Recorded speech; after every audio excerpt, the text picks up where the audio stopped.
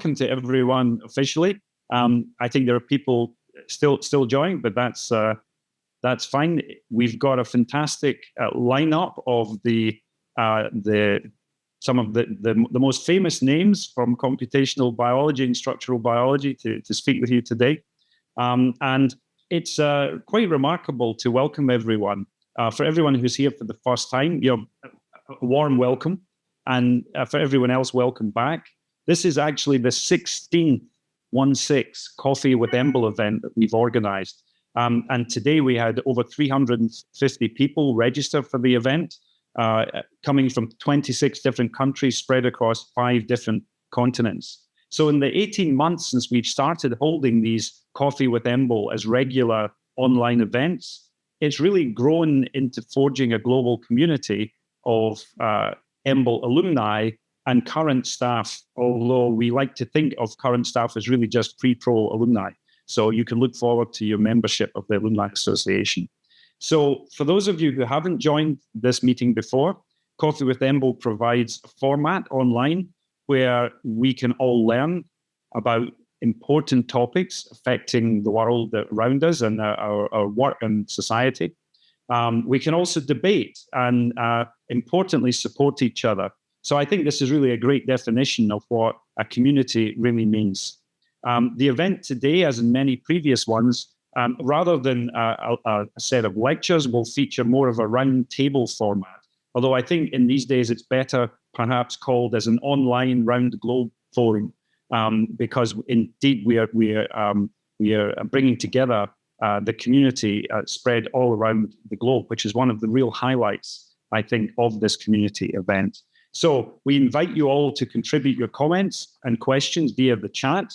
We'll try as hard as possible to bring in everyone who wants to make a contribution or ask the participants a question. Now, very briefly, just before we move to the main event, just a little bit of housekeeping. This event will be recorded. So there's a recording ongoing. And just for everyone to know, be aware of that. And we will interpret your continued participation as your agreement to the event being recorded. And also all the recordings from this event and from all the previous Coffees with EMBL are available for you to look at via the EMBL alumni website. So again, for anyone who couldn't make it to this event, they will be able to see it in future. Please do comment and debate. I think there's some really exciting things, again, to talk about. We welcome vigorous debate and people expressing their opinions, strong opinions even. Graham Tebb is on side, which is great. But just remember to be respectful. We are all members of the same community. The other small thing you may like to do is it's helpful, since we are not all knowing who everyone is or where you're located, if you could display your name and location. If you're not familiar with doing that, if you click at the bottom of the Zoom screen on the participants, next to your name, there's a button that says More and gives you an option to rename, and there you can add name, location, or whatever. So if you choose to do that, that's very helpful, and then you can see where we're located. So the theme of this Coffee with EMBL, and likely the next several Coffees with EMBL, will be artificial intelligence, extending into deep learning, machine learning, and all the variations of that, how it's affecting research, and how it's coming to affect society. This is such a deep, broad topic. We realized we couldn't cover all of this today in one session. So we're going to revisit that across several sessions. But our real focus today is by a great coincidence, it turns out that there was this super exciting breakthrough in structural biology and the study of protein structure, in which EMBL has now come and played a really important role in how one can predict in silico how a protein sequence, a linear chain of amino acids, will fold in three-dimensional space into the three-dimensional structure that confers protein function. So AI is the theme of this and our future sessions. Indeed, the invite some of you may have seen that was sent out, what was actually written by an AI program. And we're also using an AI-powered program to provide for the first time a live stream transcript of the conversation as it goes on. You can access that by clicking the button in red marked live at the top left of your screen. That will open up a separate browser where you will see a real-time transcript appearing if you would like to make use of that. We encourage feedback from all of you about how well that works or any other features you'd like to see. But the main theme, the first theme of our EMBL event today is the remarkable impact on studying protein folding that has emerged from the work of the DeepMind team and their AlphaFold program. Before we launch into that with a discussion with Samir at the EBI about how EMBL are partnering with DeepMind, mindful of the broad membership of our community and the fact that not everyone's a computational biologist or an expert in protein folding, I wanted to invite Thomas to just say a few words about this theme to make sure everyone starts on the same page and is clear about what protein folding means. Thomas. Great, thanks, Angus. So yeah, today what I want to do very briefly is introduce in simple words what proteins are and most importantly, how they acquire their shape. Of course, we want to do that because not everybody is an expert. We can, let me just share in similar to what Angus was doing, metaphor of what a folded protein could be. Okay, let me start by simply saying that proteins are a lot of the stuff that makes us and most of the organisms, as we know. And of course, we have millions in each of our cells. They make up our enzymes that run our metabolism, structural parts of our body, signaling molecules like hormones and receptors and much more. At their core, they are all made by a ribbon of chained amino acids that are of different types. We have 20 different types.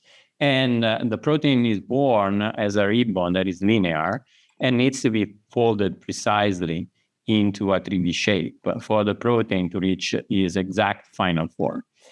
So we can imagine that this beautiful Escher drawing can be like a fully folded protein. And the folding process is really driven by the types of the amino acids that are strung together into the ribbon, okay? And here I could say, for instance, that perhaps if you want to make a face, some of the amino acids that are facing the internal part of the ribbon have to interact together so that you reach this final shape. And this is exactly what would happen to, for instance, a globular protein in which the different amino acids have to be of the chemical feature to interact with each other. So they have to sort of have some chemical features that make them stick together so that you make a globular protein.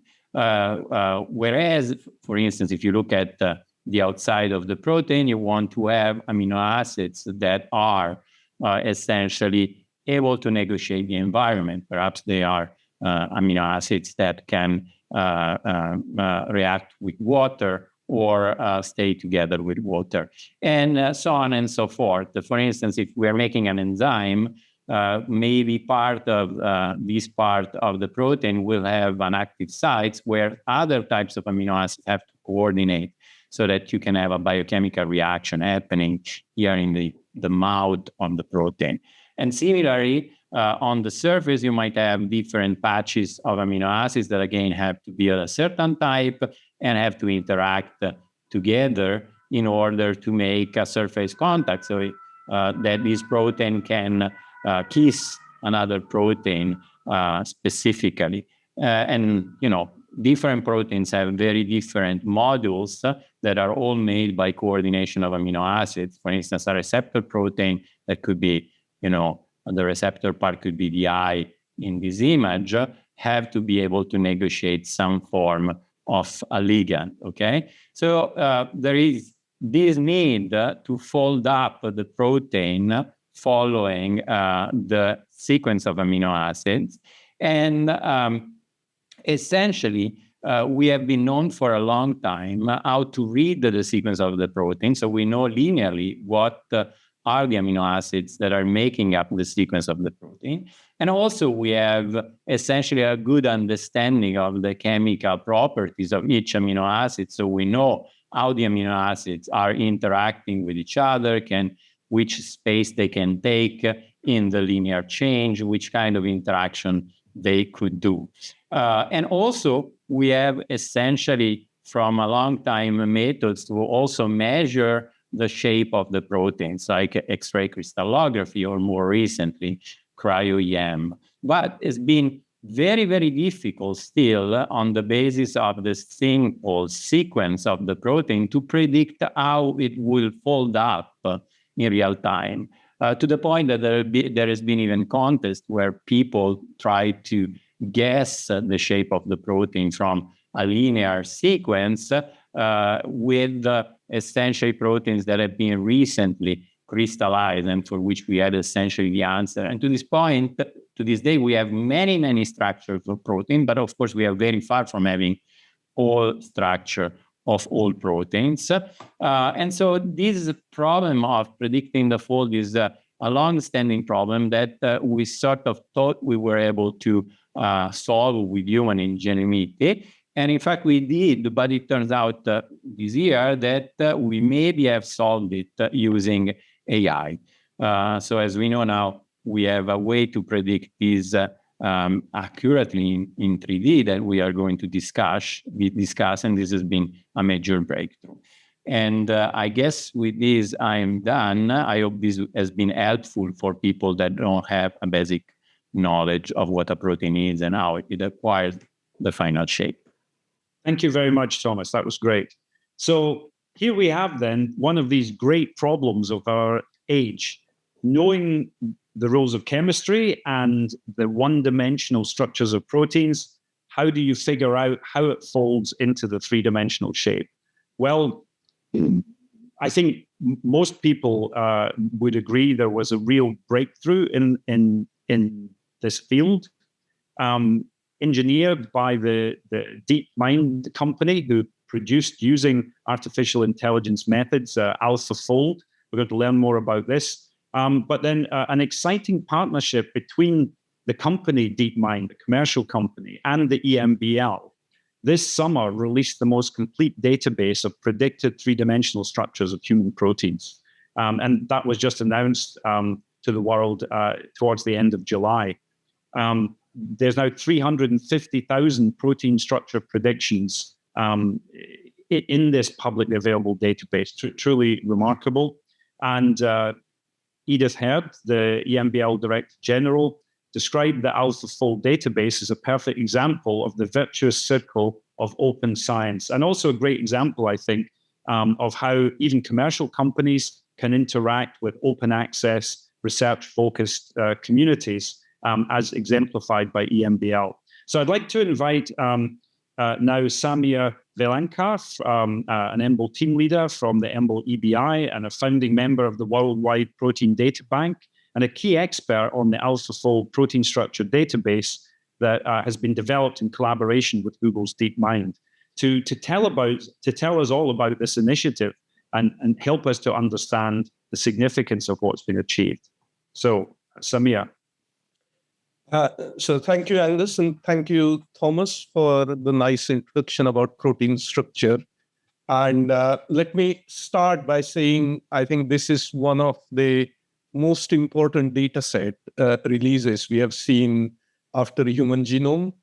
And to put it in context, as Angus said, we now have more than 350,000 structures in this predictions, let's say, in this database, compared to, let's say, the experimental structures where we have about 60,000 different protein structures solved and deposited to PDB.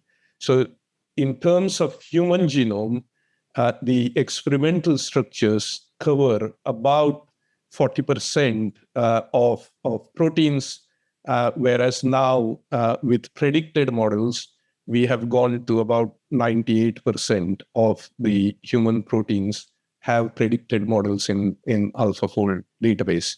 So this is a collaboration between DeepMind and EMBL. So DeepMind has developed this AlphaFold AlphaFold 2 algorithm AI network where they can predict structures accurately based on and learning from the open access database of structures, which is PDB, but also the open access information in UniProt, which is protein sequences, Magnify, which is another sequence database. So open access to all the data has been quite important in getting to this stage. Samir, how did you initiate the interaction with DeepMind? Is it? I'm assuming it's not that usual that you work with commercial companies to do this. So we did have interaction with DeepMind earlier, and even before their breakthrough with AlphaFold 2. And it wasn't very clear when we heard about this development of AlphaFold 2 and the great breakthrough, what is going to happen. And there was a big discussion in the community as well, whether this algorithm or the structures will be made accessible more widely under what licensing conditions, etc. And then in March, we had a meeting between EMBL and DeepMind, and where we decided that DeepMind is going to make all the structures available through EMBL collaboration and make it open access for anyone to take and use for their research. Can I just ask, and of course, just to remind everyone, please do put any comments or questions you may have for Samir or any of the other speakers in the chat. But can I just ask you to clarify, is this a license in perpetuity? Is it you've got unrestricted access forever, or are they giving you access for a few years and then maybe something changes, or how does that work?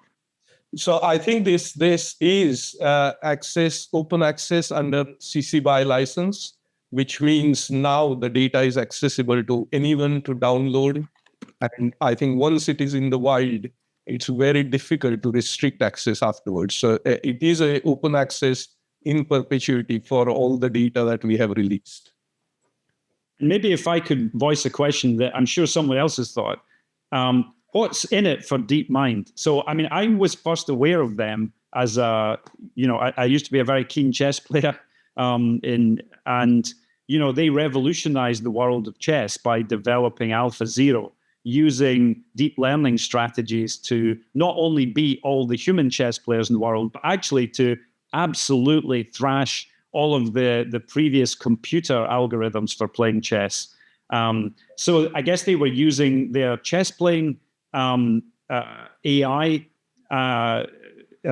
program, and then also to do the same in the game of Go. And this really publicized the company. So is this being done by DeepMind to publicize their abilities that they are, I assume, are applying to many other areas which they are going to make money from? Or do you have any insight as to what their plan is and why they're doing it? So it's a very good question, and I had this question when we met with DeepMind. But I think Demis, the CEO of DeepMind, said that they have benefited from the open access to all the data that they use to build this amazing success. And if they want to have a huge impact in terms of helping research community, the only way they could do it is by making all this data open access. And this is what I think you mentioned when Edith said this is the virtuous cycle of open access. And I think this is the thinking behind it, from what I understand in terms of discussion we have had with DeepMind. So I think they are quite aware that this is going to have a huge impact and can accelerate our understanding of life systems and help structural biology to really tackle complex problems. Although it has its own limitations, but I think it's still going to be a huge, it has huge impact going forward. And may I ask also, are there other things on the horizon that we can be looking out for? So have DeepMind done this and are moving on to other areas? Or are you still working with them to, push this further? We are still working with them. And I think just 2 days ago, I read in Nature, also comment from John Jumper, who leads the team, that we are not now just packing everything and go away. They are continuing to work with us. We will have another release soon and add even more structures to AlphaFold database. And the hope is by end of the year, we will have more than 100 million predicted models available through this database. Great. I see a few questions coming up. Some of them I know we're going to address in a few moments. I guess one of them from Gianluca about whether in future it will accommodate PTMs or larger protein complexes. Maybe some of these things are coming in the future. Do you know, Samir? I hope so, because these are the next things that these AI networks or computational biologists will address. And so the complexes, dynamics, and in terms of PTMs or any other modifications, ligand binding, these are the next big problems that need to be addressed. Okay, cool. I see an interesting question from Jeff Barton also. Jeff, would you mind asking the question? Because I'm not 100% sure I understand what it is you're asking. So why don't you put the question? Can you unmute Jeff, please, Peter? Thanks. Okay. I finally managed to unmute. Okay, hello. Can you hear me? Good. Yes. Yeah. Yeah. So no, it was just really thinking about. I think it's a fantastic resource, but obviously open. This is AlphaFold version 2. All the models are based on current technology. Presumably, there will be evolutions to that software, and so it comes back to what's in it for DeepMind. I guess you could perhaps there's somewhere, a better version that won't be publicly available. I mean, is that something you've discussed, Samir? And that could be a route for DeepMind to make money from this by selling the better quality models in the future. Right. I think that I cannot answer on behalf of DeepMind what they are thinking and what they will do in the future. Having said that, I think one of the things we need to remember is they have made the code accessible as well. And we are already seeing the impact of that. So a lot of people have already taken that code. They understand it. They try and develop new ways of using it. So I think even if AlphaFold 3 is a better version, and let's say it's behind lock and key, the academic community is quite capable of taking that code and making it better and applying it. We may not necessarily have the computational resources to have the database of this scale, but that doesn't mean that we cannot improve the code ourselves as an academic community and make use of it. So I don't think it's a problem, even if they put it under lock and key. That's a very interesting point as well, Samir, about the scale of resources needed to do some of this work, because obviously the international community in a number of fields, including, as we're going to talk about a little bit later, in the field of structural biology, can pool resources internationally to create infrastructures for very large-scale facilities. And that's one of the things we want to come and think about, whether the use of such resources maybe in future can be usefully perhaps moved in different directions if new resources in terms of scale become rate limiting for progress. I'd like to, please stay, and I'm sure there'll be more questions. I can see some interesting questions, some of which I think will come up in the rest of the chat. I'd like to turn to Dame Janet Thornton, one of the pioneers and world leaders in studying protein structure throughout her career. Janet, you were kind enough to take part in an earlier Coffee with EMBL in this series, at which time I was certainly unaware of this breakthrough coming from DeepMind. And in a few months' time, the world changed. Maybe you were aware of it, but could you perhaps, as someone who has been a leader in this field and done so much throughout your career to study protein structure, give some perspective to the audience on what this really means? Well, I'll try, Angus. I'm not sure I can. But protein structures are extremely complex and very subtle. And there's been a whole community of people now for the past 50 years. In fact, the first predictions occurred before we knew the structure of one protein. Now we have the 180-odd thousand that are in the PDB. And the ability to predict these structures is really a very non-trivial task. And over the years, many people have looked at different aspects of structures and tried to extract the knowledge. And to me, what is very striking is how the AI technologies manage to abstract from the known structures these subtleties of how proteins pack, how they fold, how you get helices and strands with twists and turns. And so this program, to me, actually, in a sense, I'm overawed by the quality of some of their predictions. And they've improved not just de novo prediction, i.e. when you have no knowledge of what the fold might be, but they've also effectively improved the homology modeling, where you already have a related structure and you can build on the top of that. So those are huge steps forward. And we now have more accurate models. That's a fact of life. We have more accurate models, and we have confidence measures for different bits of the model. So we know which bits AlphaFold 2 is confident about and which bits it's not confident about.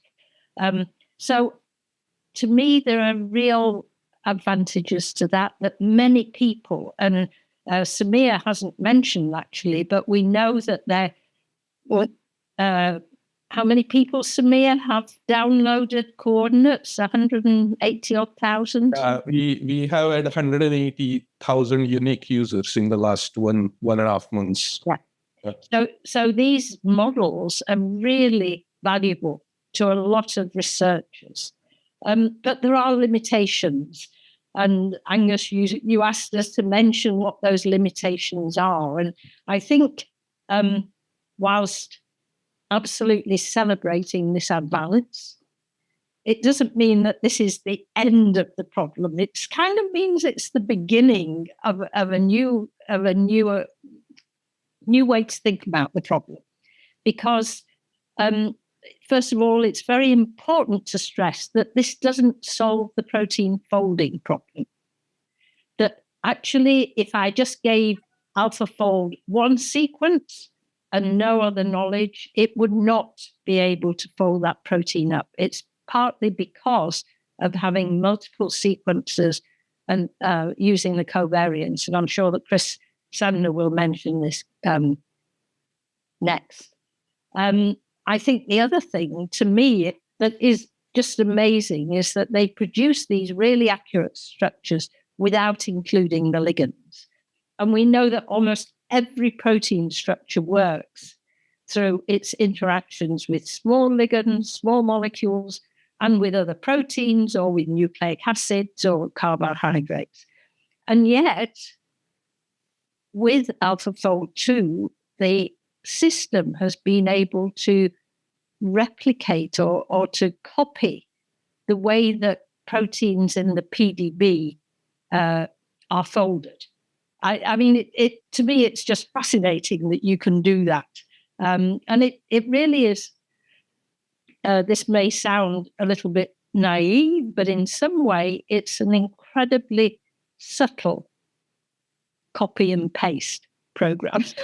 It takes things that are already known and manages to capture that subtlety to produce these beautiful structures. The other limitation, I think, or maybe it's an advantage as well, is when looking at disordered proteins. And we've known for quite some time that a large fraction of the human proteome, for example, is disordered. I think estimates vary between 20 and 40%, but it's a large chunk. And seeing these AlphaFold structures with these big bits that aren't predicted, that actually probably aren't folded until they interact with something else, really emphasizes this disorderedness of parts of protein structures. And to me, it creates a different picture of what a protein structure looks like and how we should think about these structures. And perhaps I'll just end, because this is rather a long blurb, just by saying this ability of the AI technology to capture these subtleties is what makes it so attractive for research problems, because we know how subtle these things are. And so we know how understanding how a disease works is a real subtle thing. And so the possibility to use this technology for multiple problems in life sciences is fantastic. Thank you very much, Janet. That's great to hear this perspective. And I think great if we could turn to Chris Sander now. Chris, you're, of course, well known to many of the people, for anyone who doesn't know, as founder of the biocomputing program in EMBL-Heidelberg, someone who can help us perhaps to understand also limitations of what's going on. I mean, I was one of the people very excited when for me, unexpectedly, this advance was announced, not least because the new database that Samir and his colleagues made available included the sequence of a protein that we'd identified as the target of a really interesting new small molecule modulator of RNA processing we'd found, but there was no structure in the database, but there is now.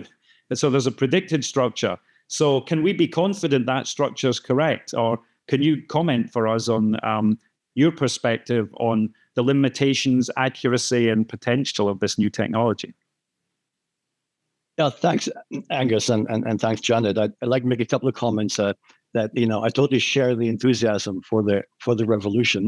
It reminds me of the revolution in cryo-EM about more than a decade ago that was called the resolution revolution, which in fact has some of its origins at EMBL. In fact, Jacques Dubochet shared the Nobel Prize for doing the cryo part of the cryo-EM. And so there's an EMBL thread there. And I think what's happened, and now the collaboration with the EBI and Samir's and his colleagues' efforts, I'm also very enthusiastic about making things available like that. I do have some caveats, though, and to quote you, Angus, in the pre-discussion, that's great, but, and here's some of the buts. That if you take it, and this is partly the way that the marketing of the AlphaFold paper, where they blur some of the distinction, which I think are essential. They say that we only have about 100,000 structures in PDB, and we can do hundreds of millions, and there are 350,000 available.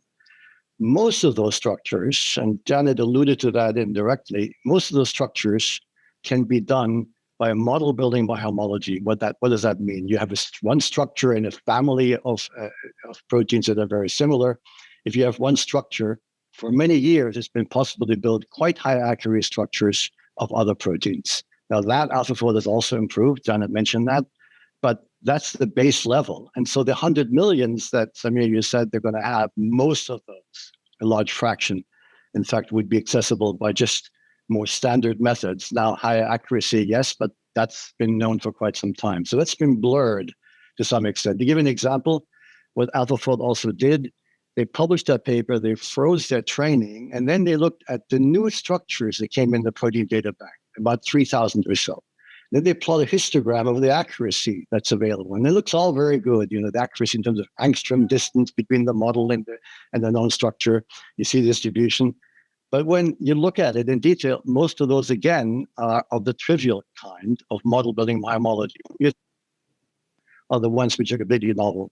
And also in this famous CAS context, they get some of the completely new ones right, but not all of them. And it's only a small number. So the advance here is mixed. And I think we have to clearly distinguish between those which are easily accessible, biomolecular model building, now improved, and the other part. The other caveat on the buzz in the press, which I think is justified to a large extent, but everybody is saying, well, now drug design will be revolutionized. I think that that's not necessarily going to be the case. Even with known crystal structures of proteins, the pharmaceutical industry hasn't necessarily been able to design drugs on those. It's a hard problem, remains a hard problem. Most of pharma designs, and now quite easily, when there's a new target, they design drugs by screening, high throughput screening, which has been very, very efficient. The one point where I think protein 3D structures have made an impact is once you have a lead compound, to do medicinal chemistry and to change now the details of how a drug might want to be changed in order to change its properties. So the drug design promise, I think, is also overstated. Okay, now let me go make the additional comment about some of the origins of how another connection to work at EMBL. And this is one of the two ingredients of the AlphaFold method, and also the RosettaFold method by David Baker's group, is actually using evolutionary information. And what in the world is that? I'll give you a quick example. If you take a pen like that, these two things fit together, they interact. If you change the thickness of the pen, then you also have to change the other part of the gadget. Now imagine, and they have to match. So if you change one, the other changes. And in proteins, if you change one point in the protein, the other point in the sequence has to change. Imagine now you take a collection of gadgets, you disassemble them, you put all the parts in there, and now ask a child or anybody to assemble them. Well, you have to find the things that match. And so work at EMBL, and also by the groups of Aaron Neher and Willie Taylor in the 90s, actually, pointed out that this coevolution was a key way of getting interaction. And my group published 3 papers on it, and Aaron Taylor did. So there's a strong EMBL component to one of the key ingredients of what AlphaFold and RosettaFold are using.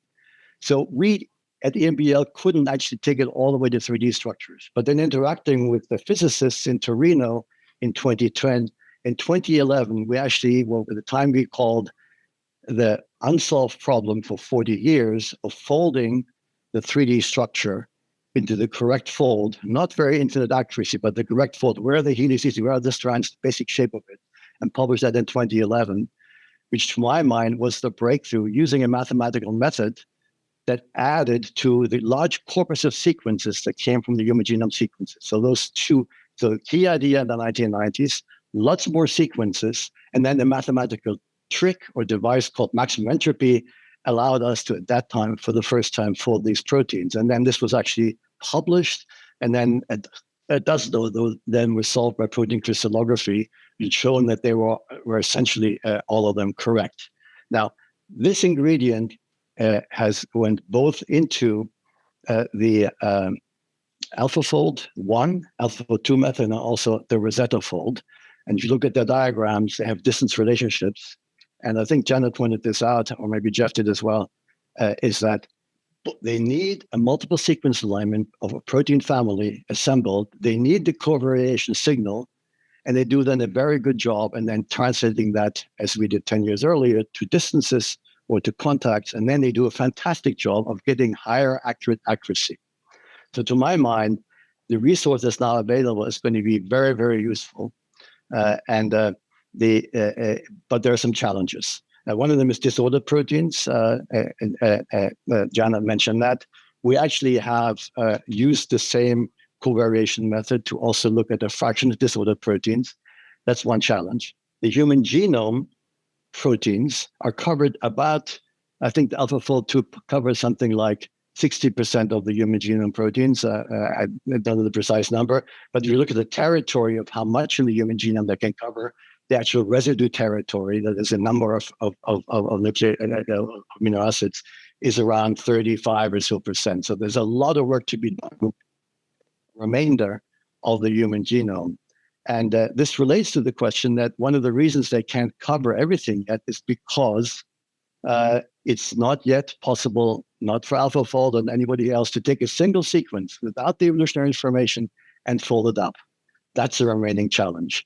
To my mind, to everybody, not just to AlphaFold, anybody can work on it. The other open challenge is, in fact, the one of decorating, if you will, protein 3D structure with functional information. Janet pointed this out a very, very long time ago. It's a key problem. You want the structures, and it's fantastic that we now have more highly accurate structures, either by homology extension or some novel ones. Now, what's the functional consequence of that? And in fact, the RosettaFold has a slight advantage over the AlphaFold because they actually, as we did in 2014, co-published with them, get the interactions between proteins or interactions between proteins and RNA using related methods. And so that's going to be important. To my mind, as a computational biologist, if you want to compute on function, I think the molecular implementation of function is interaction. You look at a protein, you don't know what it does unless you know what it interacts with. There's lots of work to be done experimentally, of course, but also in the computational domain. And I anticipate that artificial intelligence, machine learning methods will also be able to make a contribution to that. That's an open challenge. So that's my summary of some caveats, some of the origins in EMBL, and some of the challenges. I do want to, just a personal matter, give a shout out to Janet, her colleague, Christina Rengo, who was collaborating with EMBL, and two other EMBL alumni there. One of them is on the call, Lisa Holm, who's now in Finland, working structural biology calculations, and Alfonso Valencio at the time in the 90s co-developed these ideas that have made it both into the AlphaFold and the RosettaFold. So, Chris, I think that's a great point to make, and perhaps another way of restating Isaac Newton's famous statement that we all see further by standing on the shoulders of giants. Angus, if I make a small comment to that, and this is perhaps too much of a joke, I think the correct phrasing is we all stand on the shoulders of dwarfs. Because saying that you stand on the shoulders of giants, it's a glorification of the one who is standing, because it means that they are also a giant, but they very modestly say, I'm not a giant. So anyhow, it's just a joke. Yeah, I think science is a very collective exercise, and everybody contributes. We all try, and in the end, it's all the contributions together. No giants. Okay, fair enough. We're not apartheid here. Maybe if I could make that as a joke. We started this off by saying that we see ourselves as a community, and the whole Coffee with EMBL ethos is to bring us together as a community. And thank you for reminding us of that. Just before we move on, could I ask one other thing? It would be very helpful, I think, for many of us here who are not computational biologists, to just at a very high level, Chris, understand what was it that the DeepMind team was able to do that was different. We were reminiscing earlier about sitting together with Toby Gibson and having a beer at EMBL 35 years ago and talking about almost exactly the same problem and the approaches taken.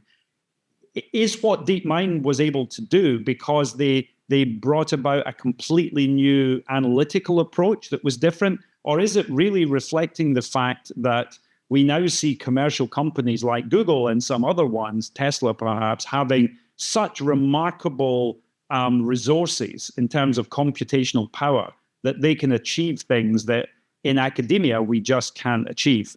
Could you help to make us understand that a little bit better? Let me remember a brief comment on that, because we actually visited the Google DeepMind, the team, about a year and a half ago when this first came out, and set up some collaborative links with them. The two parts to that, one of them is they have a huge effort. And this is the fact that they're a company. They're using a large amount of money, and they have to justify their existence, but Google is funding them because they innovate. And they're like a recruitment engine for Google. That's part of the thing. And of course, they have to have these successes in order to keep themselves going. When we visited them, we saw they had 12 people working on this for 4 or 5 years. led by John Jumper, I think. So this is a massive effort. If others in the field, I mean, Jeff Barton, Janet, whatever, had similar resources available, they might have gotten to the same stage. That's one part of it. Not to undervalue their contribution, which is huge. The second part is the machine learning. Clever new machine learning. Essentially, no, they use what I would call standard machine learning methods. A transformer, for example, is one of them. It's now widely used also in other parts of computational biology, and they use it expertly. One point people don't understand very well is the database that is the lookup database after training in machine learning that they look at is several gigabytes. There's a huge, what's the total amount of information in the 60,000 structures in the PDB? So the parameters in this AI database is almost as large as the entire database. I don't know the precise number. Now, what does that mean? It means that they can look up things. So in part, the success is a lookup of parameters. Now, if they just looked up at coordinates, it would be trivial, it would be a fraud. It's not that. But they're looking up key components. And Jana knows this very well. There's certain ways in which protein pieces pack together. So the architecture. If you take furniture, take it apart, there's a certain architecture. Take a protein apart, you have helices and strands and so on that pack together. So part of what they have is these relationships in lookup fashion that pulls out the information and puts it together. But the art of doing it is actually doing it in the correct way, taking all those pieces and putting it together in the right way. But part of it is a massive database of very carefully learned relationships that allow you to compose the protein. And that's why they get higher accuracy of coordinates, not just the fold correct that others did 10 years earlier.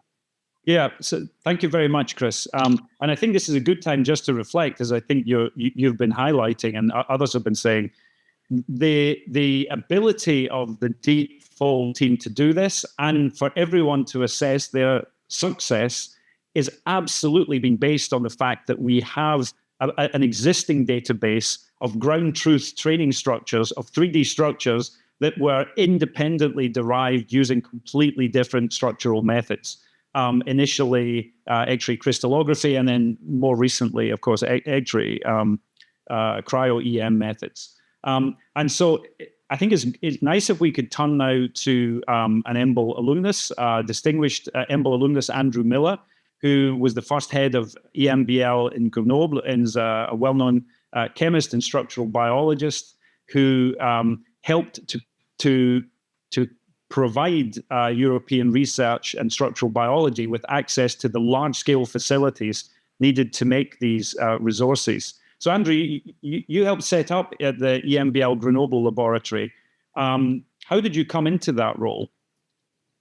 Well, I came into it through John Kendrew inviting me, but it was to set up an outstation of EMBL in 1974, just after EMBL itself had been founded in Heidelberg, and to set up an outstation that would specialize in neutron scattering for biology. And there was lots of hopes and ideas that neutrons might, be going alongside X-rays and so on and the like. So the lab was set up, and it did quite a lot of things. Because they have the heavy water and light water scattered differently by neutrons. So deuterium and hydrogen are good to carry out maybe structural analysis. So that all went well. But then the next thing that took place was 10 years after that. The planning of the synchrotron at Grenoble was in 1986. It was decided to go ahead and build it, and I was appointed the first director of research. So it was a delight for me to be back with the EMBL outstation, which was going to change its value, not just neutron work, but also X-ray work. That took a little while because building the synchrotron took 5 years. But once that was built, by 1994, when users first started to get into the use of the fast beamlines and brilliant X-ray beamlines at ESRF, which were the brightest anywhere. By that time, Stephen Cusack was head of the Grenoble Light Station, And so he fashioned the outstation to support the biology of synchrotron users as well as the ILL users. And once the beams were active and productive, the staff of EMBL made significant contributions to the construction of the beam lines at ESRF, which were relevant to projects in molecular biology, and they gave lots of support to the users. So that's really, from a historical point of view, I'm afraid, compared with all this exciting, up-to-date stuff, I'm really thrilled to hear all these different discussions between Janet and so on. But also I'm giving you is very simple to understand. It's just simple history. And it was EMBL. EMBL then, was at the crux of both the synchrotron work, productivity, and the neutron work. So, Andrew, thank you for that perspective.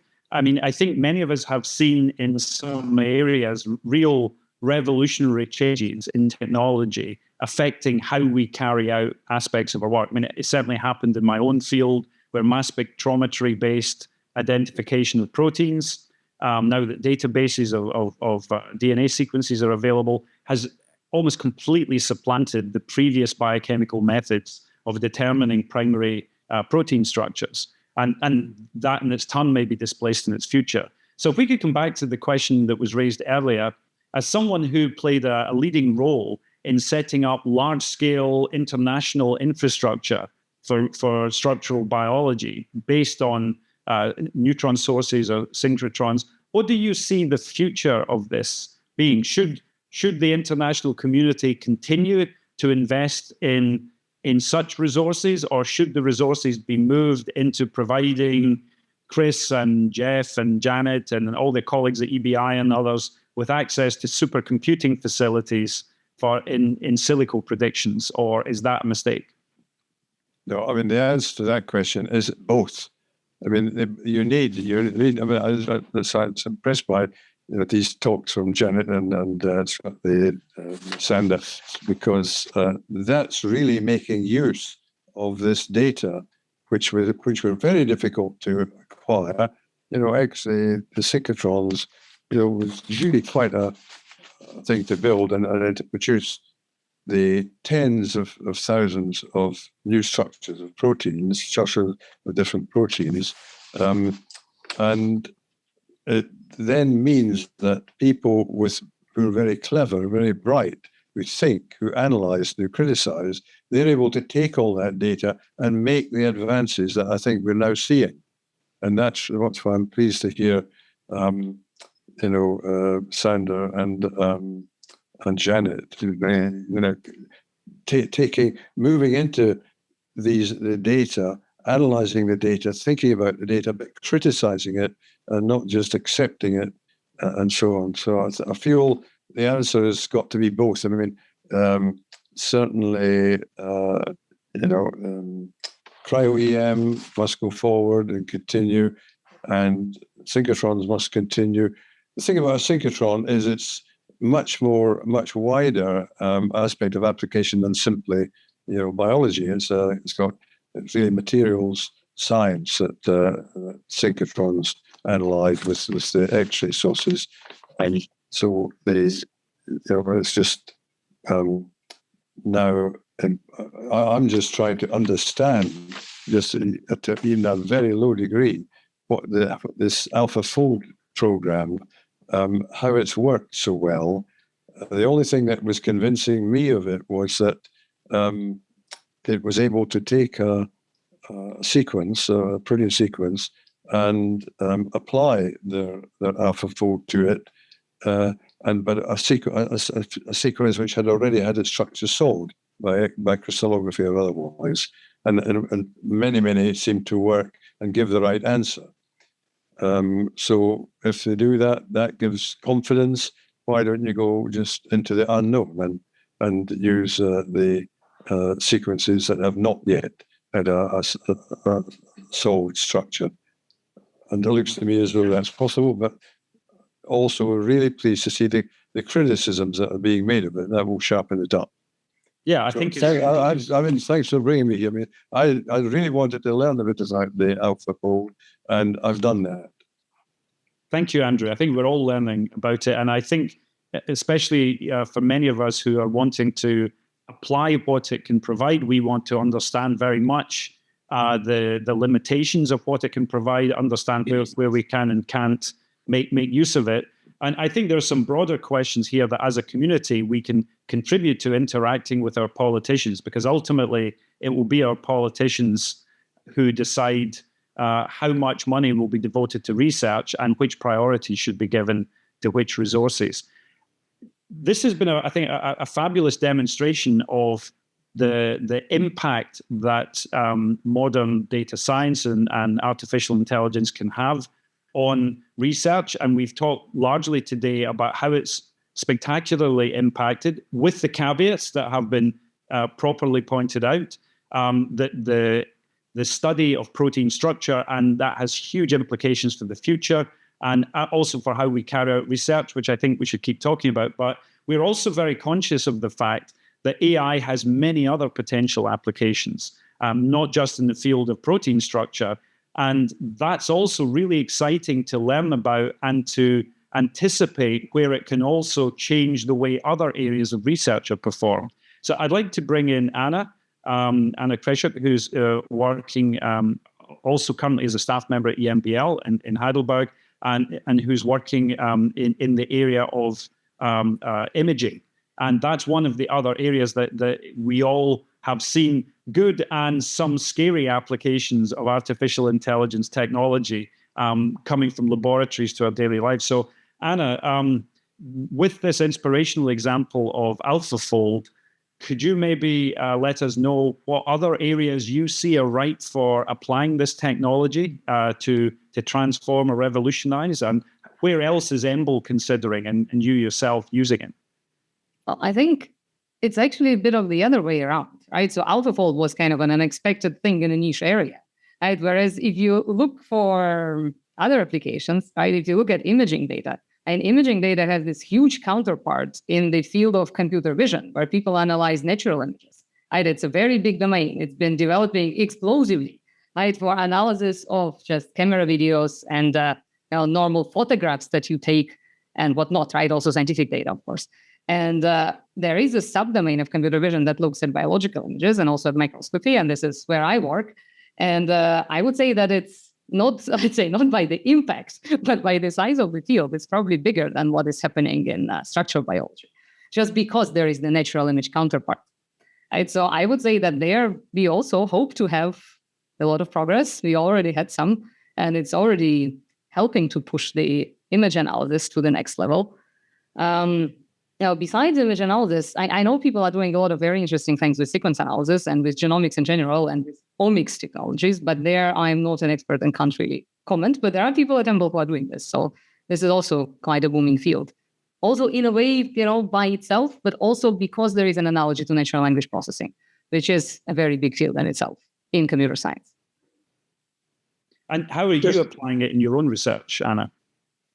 In my own research, what we do is we try to extract objects of biological interest from very large imaging data. Right? So if you have, say, a modern microscope that can produce terabytes a day, right? Or let's even say terabytes per experiment, even if it's not a day. Right? And then in there somewhere are the things that you actually want to know and things that you want to see. Like you have your thousands of cells in an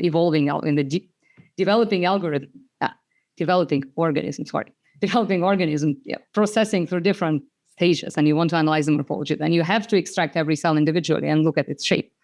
And there are other tasks like this. So when you're imaging something and you basically have one color for all the things that you're interested in, but you want to analyze them individually, some algorithm, something should be applied to look at them individually. And this is what we do. Right? So this is a problem called segmentation. So if you have a tissue, but you want to study it at a single cell level, how do you extract individual cells? Right, so that's the kind of questions that we try to answer. Also in our field, people answer other questions like how can you track a certain object through development? Right? Or how can you analyze shape? How can you analyze behavior? Right? So how can you, if you have, for example, freely behaving mice, how can you analyze how they're moving their limbs and behaving? And so there are all these things, and they all have their counterpart in natural images. Well, most of them.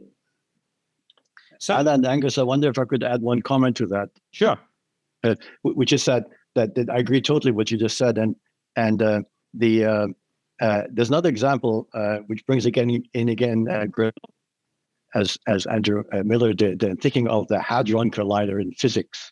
What physicists do, they smash lots of particles into matter. They observe that comes out, and then they make computational models of what happens in nuclear matter. Now, take that into cell biology, do many experiments where you perturb cells, you do massive readout, proteins, mRNAs, metabolite changes. And then if you do this many different times, you can use methods carried over from AI because there's such massive data, and actually get computational models of cell biology of what are the interactions of the components in the cell, how do they relate to cell phenotype of what cells are doing, and how does it lead to elucidation of cell-cell interactions that build a tissue or change in disease.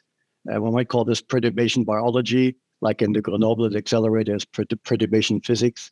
It's an example where AI, I think, work in progress, can potentially make a very huge contribution to get a detailed predictive models of what happens in cells in the body and connects health and disease and also potential therapy. No, I think in general, it's clear that AI is a huge part of the data-driven modeling. Right? So if you want to do data-driven modeling, if we can acquire enough data, then you will need something like this to actually make predictions and to, follow up on these kind of things. So definitely that's another direction. Yes. So, I mean, in my understanding, it can be spectacularly successful in relating inputs to outputs if you have really solid training sets about coming up with generalized predictions in a predictive probabilistic sense about what the likely outcome is. And one could imagine huge applications going across understanding. Yeah, phenotypes, I think, Chris, I agree. That's one of the things that I'm very excited about, is trying to link complex combinatorial data inputs with accurate prediction of what's the output of that, where it's hard to understand from first principles. I mean, I spent my life trained as a molecular biologist, where I want to explain everything based on, interactions between well-known one or two components of a system. And, some of the examples before, I noticed some comments from Peter Rice, who's online in the comments. We were both chess players. We used to play chess when we were both working in Heidelberg. And, the way they developed an approach to playing really, amazingly high quality chess was by lots of training examples. Actually, the machine played itself and came up with models that related patterns that were not human-like in their behavior, not even easy for humans to understand, but ended up accurately predicting what was likely to be successful at the other end. So I'm really excited about the opportunity of us learning more about where it could be usefully applied, and also learning from people like yourself, Chris, and other people here, Janet, Jeff, the other people involved, about how we can start maybe to think even not outside the box, but maybe think of a bigger box as to how we can start to link together different sets of data.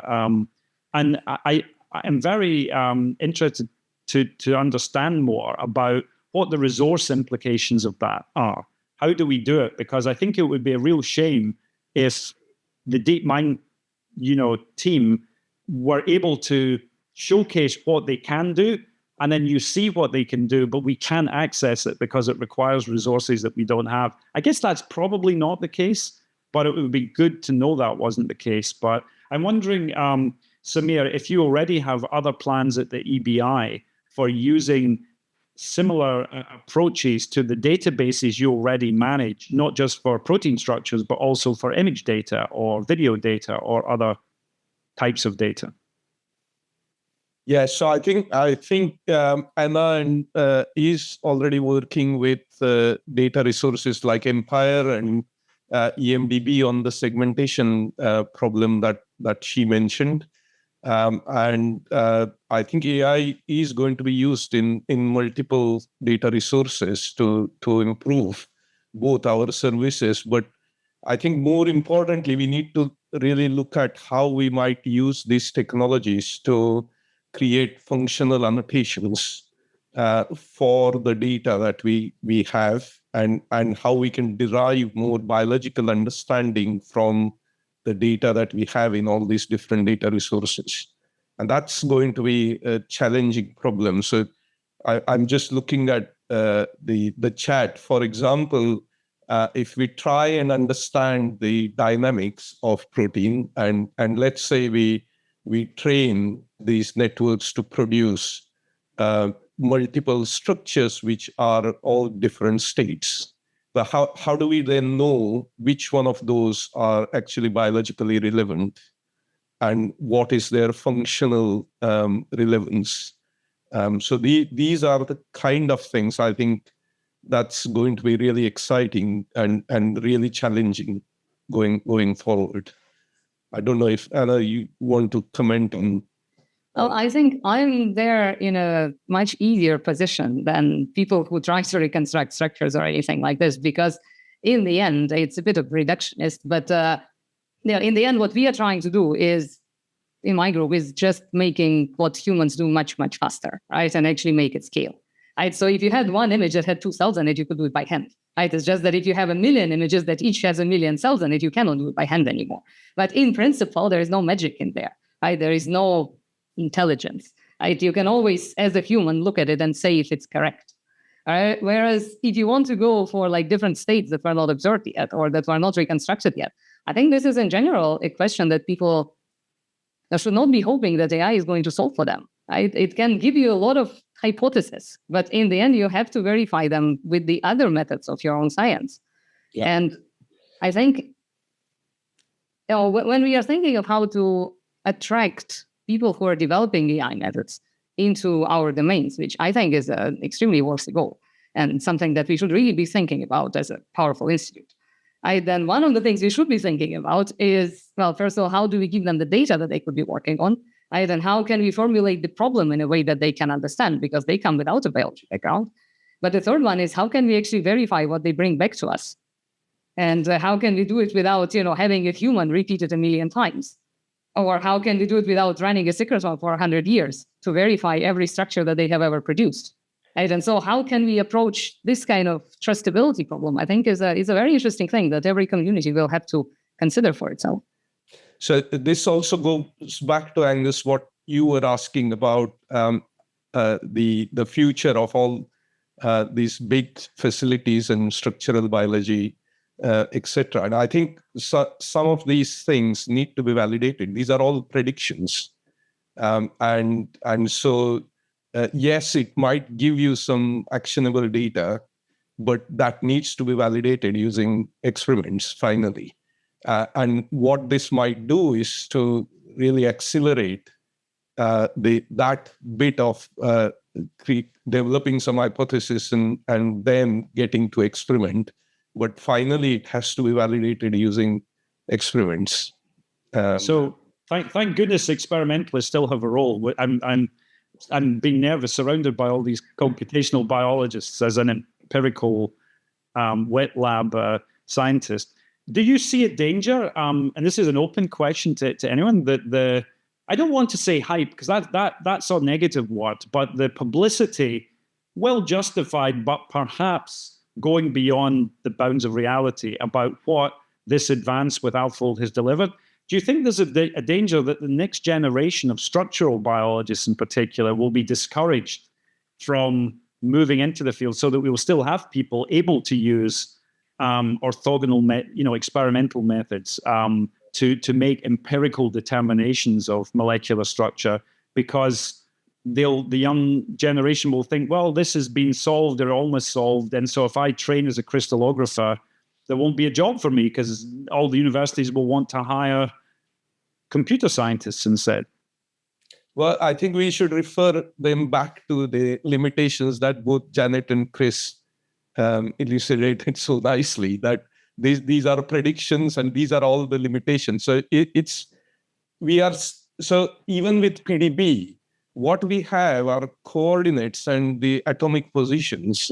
They don't become biology until we put on additional information that lets us kind of deduce something of biological consequence. So just having three-dimensional structures of every protein is just providing you with numbers and coordinates for every atom. That doesn't give us any understanding of the biology as such until we go and do a little bit more analysis and experimentation and try and understand what does that mean. So I think this is exciting actually for experimental science, that we now don't have to wait for having, let's say, a starting model for molecular replacement or look at some experimentation in terms of hydrogen deuterium exchange and derive something of biological consequence and understand the biology. Yeah, Could you just provide a footnote to that, Angus? Yeah, I'll come back to you in just a second, Chris. Okay. Thomas has had his hand up for a bit. I just want to bring him in. Sure. No, I have a naive question, I guess, for the three of you, also for Chris. I mean, because on one side, of course, it's very important, it's key to actually do experiment to validate the prediction. But I think AI cannot be seen simply like a magnifying lens or glass where you say, well, it gives us capability to do something faster or something at a higher scale. There's something clearly that we maybe can learn, and this is my question to you. Is there something that we can maybe learn from the reasoning on the algorithm so that we can actually judge when the algorithm is going in the right direction or in the wrong direction? Well, let me completely open research question. Yeah, right? maybe I can comment on that. Even for the simpler algorithms. Okay, Chris. Yeah, sorry, Anna. Let me comment on that directly, and also which is that there's one part about AI which has to do with representing the information in sort of a lower dimensional space where it's more succinct and so on, but then also using that to generate new things. This has been greatly done. You see, in language processing, for example, you have an AI engine and it can generate text that really looks almost like real text, or images. You learn from lots of images and then it spits out something that looks like Van Gogh painting or so. Okay. Now, in biology, there's similar things like that. One example is if you want to develop new biomolecules and generate sequences, for example, new antibodies or nanobodies, and that address a new problem, say for new biotherapeutics, you can use AI methods to use on the very, very large corpus of sequences, represent them in this engine, and then use what is called the decoder, the generative part, to now generate sequences that are not exactly like what you learned on, but something like it, something similar to Van Gogh. So then you get a library, say, of nanobodies, and we've done some work on that, and others have, that then are primed to actually be useful rather than being just random sequences. So it's a problem design that AI can be good at if it's done in the right way.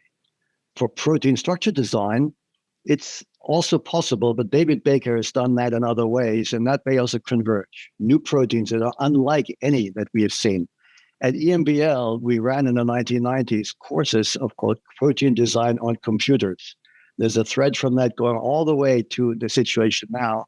But with all this information and these new methods, we might also be able to just design new 3D structure molecules that can be used as materials. And people are working on that. Oh, one more point, if I may, are we going to put structural biologists out of work, or how is it going to affect them? As you maybe know, or most of you, is that there's been quite a shift in experimental structural biology from X-ray crystallography to cryo-EM. They're both useful, but cryo-EM has been expanded. And what that's good at is to do large complexes. It's absolutely amazing.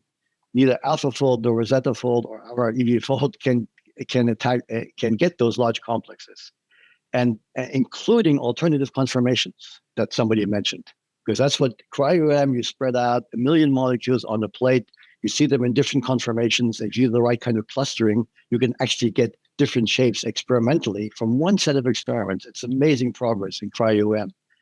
And that's going to continue. Or one more step along that, something called cryo-tomography.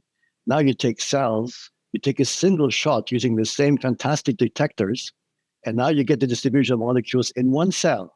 And if you know what the component, not as the same resolution, if you know what the components are, you can have a reasonable image of that particular cell and how the protein complexes and other things are distributed. So structural biologists are no way out of work. Yeah, I'm sure I absolutely agree with you. And of course, the other exciting thing as biologists, we should remember that the biology comes not just from static snapshots of individual single complexes, but through the competition between thousands of interacting components within a system. And so opening up the ability to move to new levels of complexity and take that element of competition into account, which often can decide the outcome. I mean, we can study the binding of a protein to a DNA or RNA sequence in isolation in a test tube.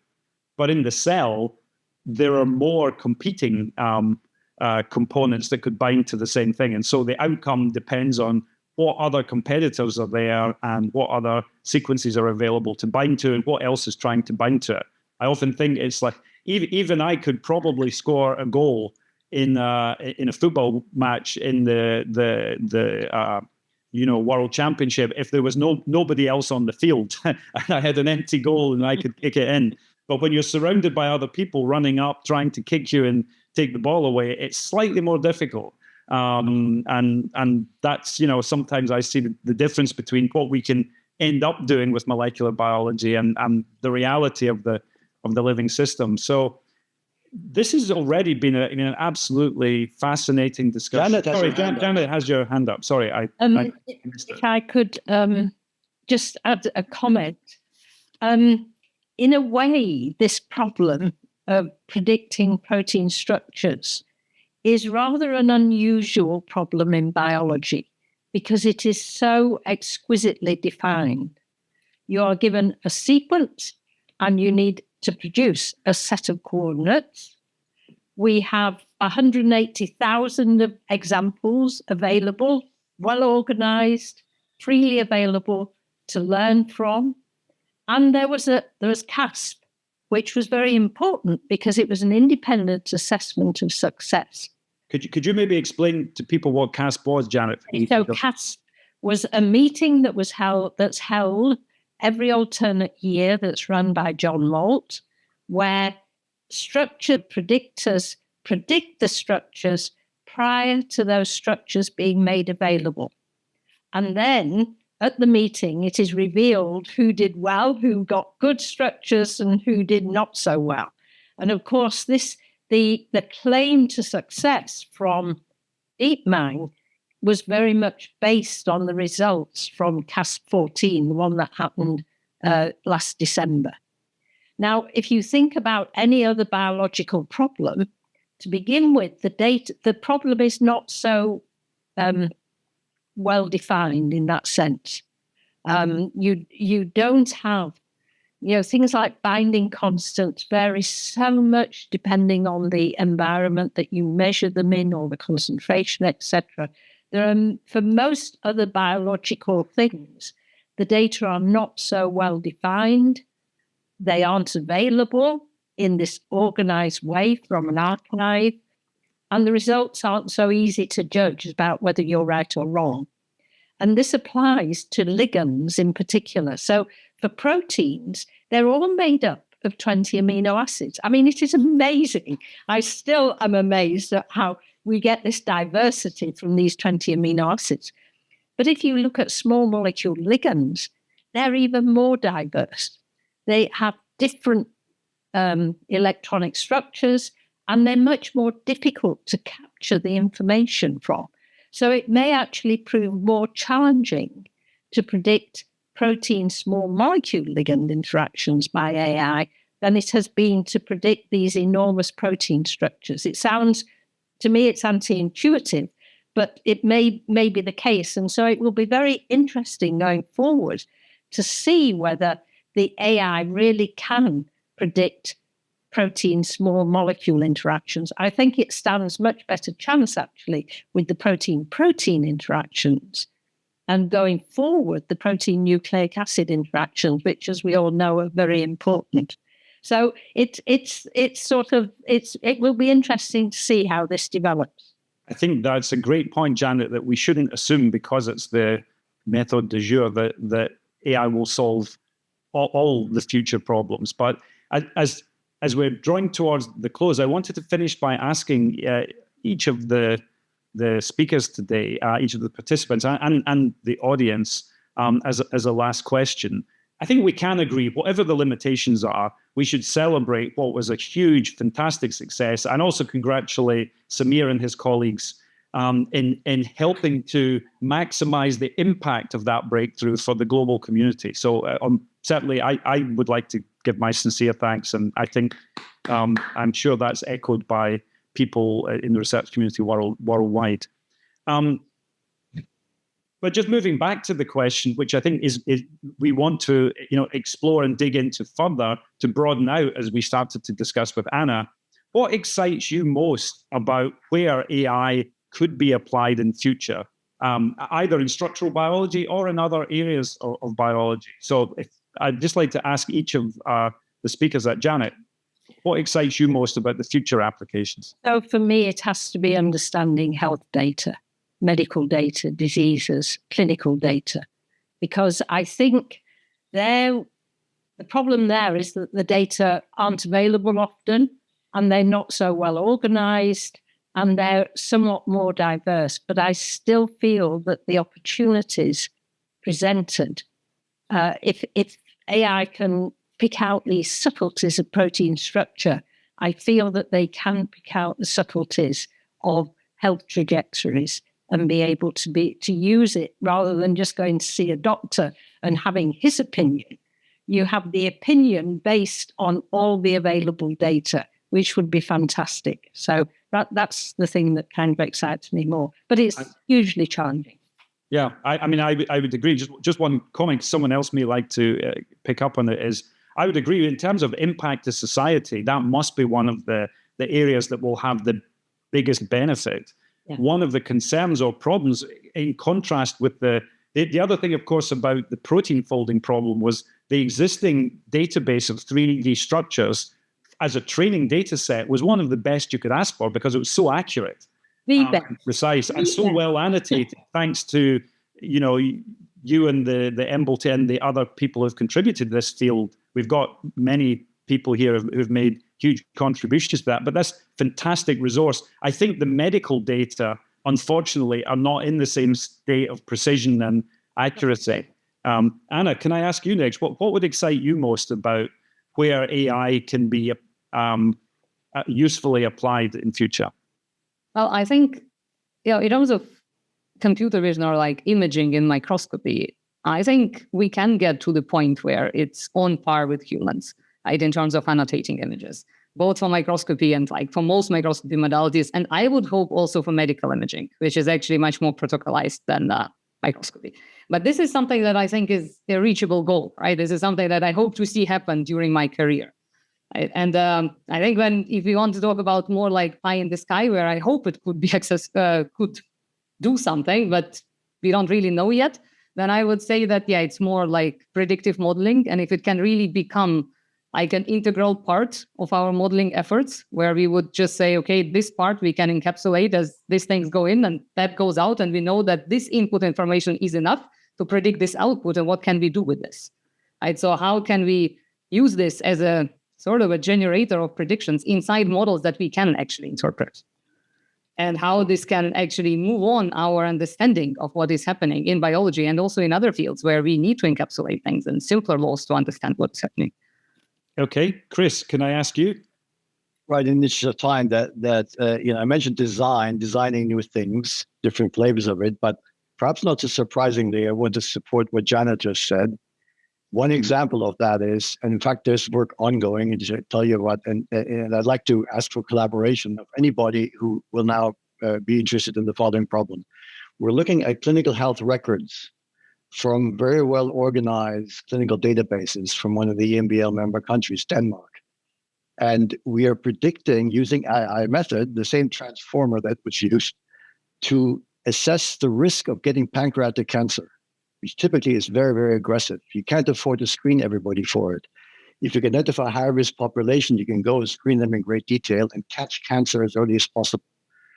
This is to be developed further. We need better data. We need to develop these methods and then work with clinicians. I think it's a fantastic application that would have health impact.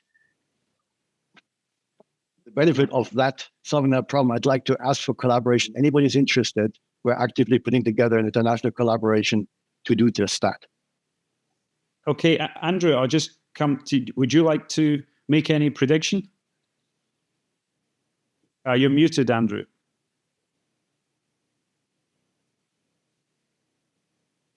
Andrew, you're on mute. Okay, now you can hear me. I can hear you now, yes. Yeah. Good, okay. I've just been thrilled listening today, all these things have been described today, and full of admiration. And I'm sure that, it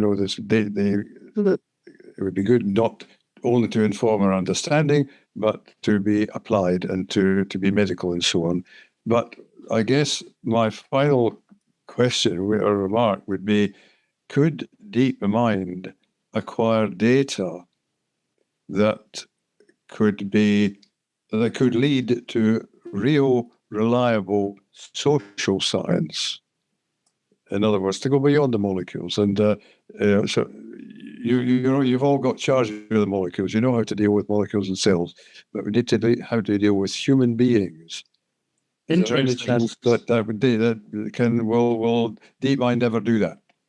Okay, well, that's certainly a very interesting point. HP, I see you get handed. We'll make this the last comment, just mindful of the time. HP, why don't you, you're also on mute, if Peter can unmute you.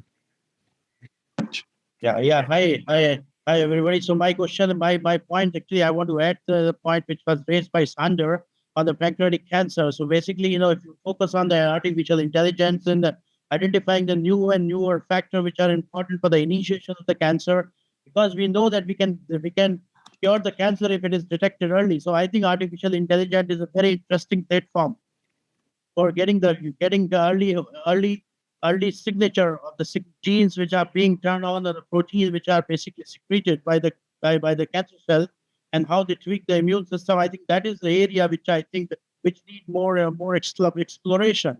And I think that will give us more real and actual pictures of the artificial intelligence, and because that will not be an imaginary situation. So my proposition here is to basically focus on the translational medicine area, club the AI to the translational medicine area, so that we can enhance the efficacy of this platform or tool. Okay, I think we've got a big consensus emerging about the potential role in translation and clinical research. Samir, how would you see the most exciting future opportunity? So I agree. That is the kind of holy grail. If we can do that. But what I think, I hope that this change and this big thing that we have achieved with AlphaFold actually makes everyone aware of that they need to organize their data and make it available and make it open access, and only then these things will be possible. And so, yes, AI can be used in many different ways, but only if we have the appropriate training data sets available. And so I think if one thing we can take away from this is make your data available in a standard way, like we did for protein structures for last 50 years. And we are celebrating 50 years of PDB coincidentally this year. So I think that's one thing. If everybody takes away and starts organizing their data, we can do a hell lot of more with AI in many different fields. Yeah, I agree with you. Samir. But I think, that's required a lot of guts, because sometimes, the data doesn't follow your hypothesis, and the PIs want to keep many data back in their folder. They don't want to disclose it for whatever reason. So I think that we need to that mentality should be enhanced on the biological community also. Yeah, that's it from my side. Yes. So, Thomas, can I, last but not least, can I come to you for your thoughts about the most exciting future opportunity for EM? Yeah, sure. I mean, I think this is. I don't want to go back to the to the point that I was making before, but maybe this is a little bit of a philosophical point. I mean, one wish would be to try also to understand, and maybe this is not my understanding, my poor understanding of algorithm in this case, to understand how, the artificial mind that we have created can be better than our mind, not only on a quantitative scale, but also on a qualitative scale at some point if we have these jumps. But this is more of a philosophical discussion that is good for another time, perhaps. Thank you very much, Thomas. I think what you have done is actually introduce what's going to be the topic of some of the future coffees with EMBL. I would just add from my own side, please, anyone else put their comments in the chat. This will all be recorded with your own thoughts. I'm just looking forward to my car being able to drive me home from the bar so I can still enjoy a nice glass of wine and with my friends and colleagues discuss science and still be able to drive home safely without being arrested. So this has been, I think, a fantastically illuminating and stimulating discussion. I had high hopes, was really looking forward to it, and it certainly for me lived up to that. I think it's a great example of bringing the community together, and it also highlights, as Janet was commenting actually to me earlier, how this is such a deep, rich topic. There's no way all the aspects of it could be explored or discussed in one session. I'd like to thank all of the contributors who participated. Thank you all for giving your time and sharing your thoughts. I think it's great that we can come together as a truly international community and debate things and not all have the same views, but to also help each other understand what the future holds. We intend to make artificial intelligence and its applications beyond protein folding, but also exploring some of these areas exactly in the area of applying AI to image analysis, translational research, clinical research. That's what we're going to be talking about at the next Coffee with EMBL. I would urge you to come back and join us. It will be held on Friday, the 16th of October, so in exactly 1 month.